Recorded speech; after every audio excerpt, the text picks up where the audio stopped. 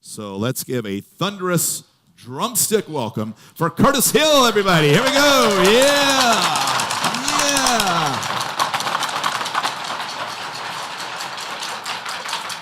Thank you. It was once said that one in every third person is extremely beautiful or outstandingly handsome. Look at the person on your left and on your right. If it's not them, then it has to be you. Now high five the person on your left and on your right and say, you look good also. Come on. I grew up on the south side of Chicago at a time when gangs and drugs were at an all-time high. My brother and I were two of the most recognized drug dealers on the south side until one night something happened that changed our lives forever. We were outside selling drugs like we had done every night prior to that one. But there was something strange about that night. I had an eerie feeling in my stomach. And while I stood there trying to negotiate my emotions, two men crept along the dark side of our house and shot up the porch. 4 people got shot that day, but my best friend, Dwight, got killed. I know those bullets were intended for my brother and me, but we survived. I believe the only reason I survived that night way back in August of '92 is so that I could be here today to impact the lives of people from around Washington, D.C. So when I tell you I'm glad to be here, not only am I glad to be here, I am glad to be alive. Let's give a hand for being alive.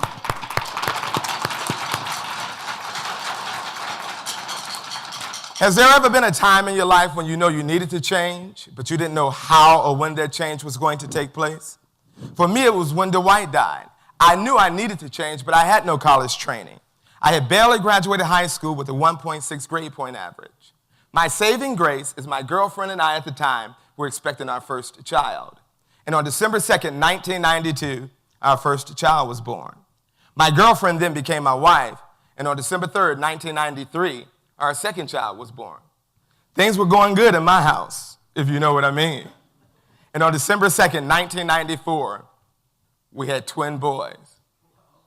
Wow, I love telling this story because I get the same reaction every time. It's like it sucks the life out of the room. The women stay away from me as if I'm contagious, and there's not another man in this building who would want to trade places with me right now. I get all kind of crazy responses as well. I was delivering a presentation to a group of educators when a woman way in the back of the room yelled out, "How many children did he say he had?" Before I could respond, a distinguished gentleman in the front row turned around and yelled back, "A lot!" The craziest response I received to this day came from an 8th grader. He politely waited until I was done with my presentation, walked up to me and said, "You don't know what you're doing. You ought to enroll in our sex education class." My name is Curtis Hill, and I travel this country speaking at colleges, universities, businesses, and associations, teaching them how to manage the chaos of leadership, mental health, diversity and inclusion, and also sales. Here's the truth of the matter, though. 8 of the top 10 challenges that all businesses face are chaos-related challenges. Okay? Are chaos-related challenges. With that being said, today we're only going to talk about one of them. But every time we talk about diversity and inclusion, it seems like it puts a dark cloud in the room. But we'll never be able to move the needle if we don't have open and honest conversations about diversity and inclusion. But I think sometimes we should stop and appreciate how far we've come. We've come a long way in this country since the Emancipation Proclamation. In 1941, President Kennedy signed an executive order banning racial discrimination in both the military and governmental jobs. In 1964, President Kennedy signed his own executive order known as the EEOC and used for the first time affirmative action. In 1964, President Johnson signed an executive order known as the Civil Rights Act of 1964, banning discrimination based on race, color, religion, sex, and natural origin. We've come a long way. A few months ago, I was speaking here in our nation's capital, and my flight was delayed 2 hours leaving Midway Airport in Chicago. When I arrived in the Capitol, it was after 1 a.m. They sent a car service for me. And when I got there, he was very enthusiastic. Like, how are you, Mr. Hill? I'm so glad you made it here safely. It's my job to take you from here and make sure you land at your hotel safe and sound. He jumped out of the car. He shook my hand. He took my bags. And all the while I'm thinking, they sent a car from me, a black boy from the south side of Chicago, who barely graduated high school, who had 4 children before he graduated college. And guess what? He was white. We've come a long way. The last time a white man drove me in the backseat of his car, I was going to a totally different place. But let's think about it. Today, I want you to look at it from a slightly different lens. I want you to think about a time when you were excluded from something. I also want you to think about how you felt in that moment. Because there's another component that comes along with diversity and inclusion that we don't talk about. That component is mental health. According to Psychology Today, 1 in every 4 adults will experience a mental health illness. According to neuroscience, the same part of the brain that processes physical pain is the same part of the brain that processes social exclusion. The biggest difference for me is you can put a cast on a broken arm, but only time will heal a broken heart.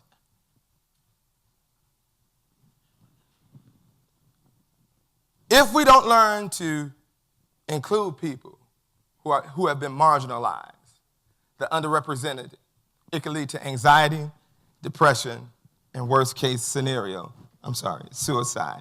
I'm gonna work this too. This is my daughter, Sierra. Say hi, Sierra. Sierra was my first daughter to go to college, but every time I see her, I think about the baby she was. I remember the first day we dropped her off. My wife was very excited because Sierra was attending my wife's alma mater. We were so excited that we stayed there all day decorating her room. And we woke up the next day to redecorate what we had decorated the day before. Sierra was bright-eyed and chipper, really looking forward to her college career. She was always a hard worker in the top 5% of her class. I taught her well. Her first year, she joined student activities. Her second year, she became an RA. And in her third year, she joined a sorority. It was like I could see her destiny unfolding right before my eyes. Until one day Sierra called, crying hysterically on the phone. I can't do this anymore. I feel like giving up. This is too hard. I feel left out. I feel rejected. My wife and I did what we thought was best. We got in our car and drove the longest 2 hours that we've ever driven in our lives. We packed Sierra up and we brought her home. We were there when Sierra's music stopped. My wife, being a clinical therapist, told me that we had to put Sierra on suicide watch. So we stayed up around the clock taking turns watching over Sierra. I began to feel guilty, asking myself, Curtis, how can you travel the country, teaching people how to manage the chaos of diversity and mental health, and your own daughter was in her room locked up in the dark, suffering in silence? I have a question for you, though. How does your corporate culture support people like Sierra? Those people who might be struggling to manage the chaos of mental health. What about those people who are struggling to manage the chaos of diversity and inclusion? We have people on our teams, where we are, in our firms, who are struggling to manage the chaos of social exclusion. And what about those who suffer in silence, trying to manage the chaos of being the only? I want you to do me a favor. Rest everything that's in your hands. You're broken down and quietly rise if you know someone who has struggled with a mental health illness. It could be anxiety, depression, or any mental health issue. Thank you. You may be seated. Quietly rise if you or someone you know has struggled with diversity and inclusion, trying to fit in. Thank you. You may be seated. Quietly rise if you yourself has ever felt alone or rejected. Quietly rise. Thank you. Finally, quietly rise if you know someone who has lost their lives to an illness such as cancer, heart attack, or any illness. Can you quietly rise? Remain standing. Those of you who are seated, can you rise with us? In life, we're not taught how to self-heal. And therefore, sometimes we can't be there for someone else. Today, I want to give you an opportunity to be on someone else's team. Hug the person on your left and right and tell them, together we'll rise. Come on. Together we can rise. Together we can rise. Together we can rise. Thank you. You may be seated. Right now, I know you're probably wondering what happened to Sierra. On May 6th, 7th, 2016, my wife and I cried more tears for Sierra than we've ever cried for her in her life. I believe we were the proudest parents in the audience that particular day. So the question becomes, what does this have to do with business? When people feel socially rejected, they lose motivation, and productivity and retention fails. The biggest barrier to building truly diverse teams is people think that they have to mortgage quality to fill a quota. And that's the biggest thing from the truth. Clever Corp did a study. They found out, my words, that diversity is the old model and inclusion has to be the new model.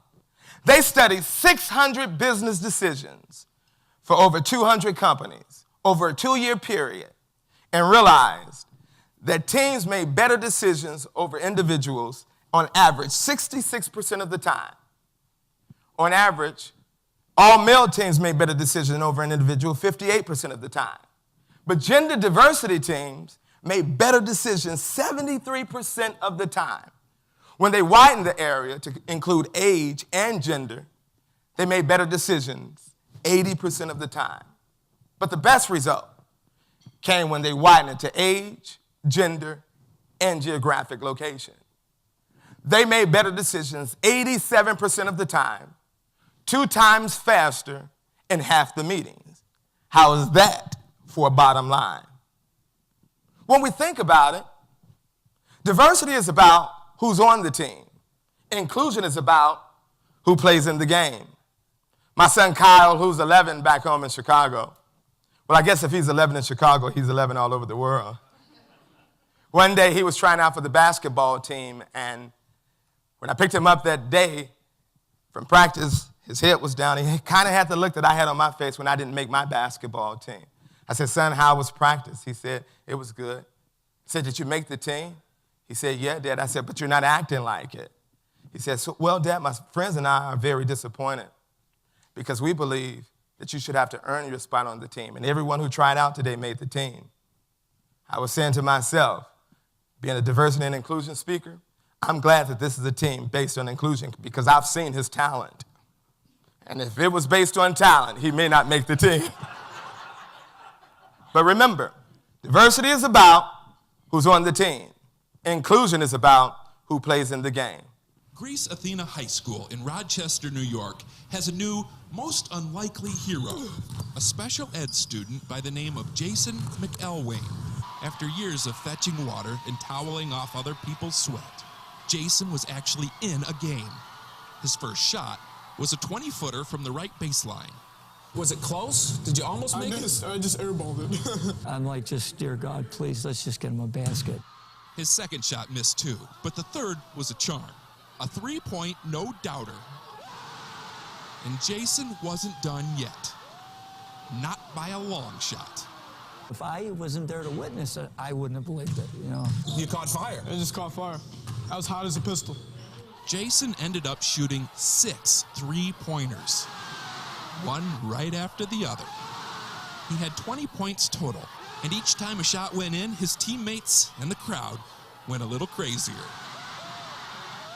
His last basket, right at the buzzer, created total mayhem.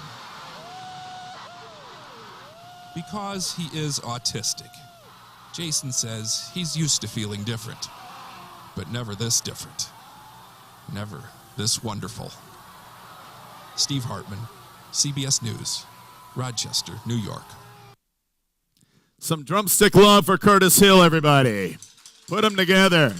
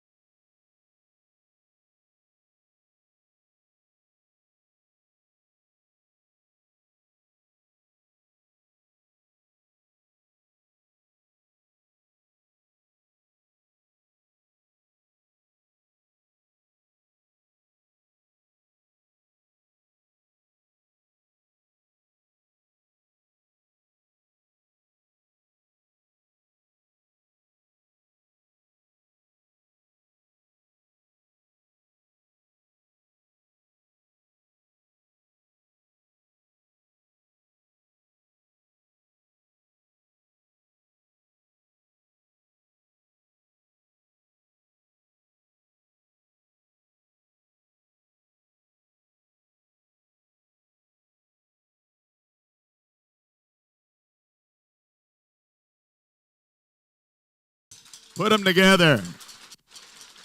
Absolutely. Use those sticks. All right, go ahead and fill out your evals on Mr. Curtis Hill. I want to call him Curtis Mayfield.